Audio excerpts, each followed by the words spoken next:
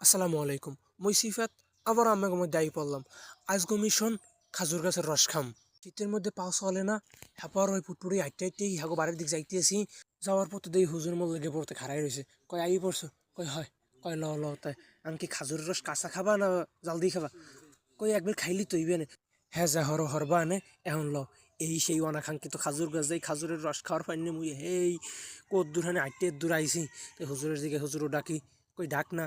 কয় না না ইগ্য হরা জিগিলে মধ্যে কি হরে কয় আরে একদিন ডাকে থুই। ও হুজুরে কয় এই ধরো কই দেন দেন। এই জীবনে প্রথমেই মুই এই খাজুরের রস এককালে সরাসরি অবস্থা হাতে লইলাম। হুজুর কয় হাইয়ে কই হয়।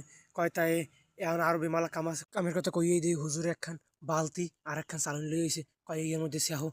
কই এর মধ্যে শেখমু। কয় হয় হয় স্যাহো এর মধ্যে স্যাহ লাগবে। স্যাহা পেরাই হয়ে গেছে এখন শেষের দিকে ইচ্ছনে আছে। এই দেখেন মগ ইয়া আধা বালতি রস হইছে।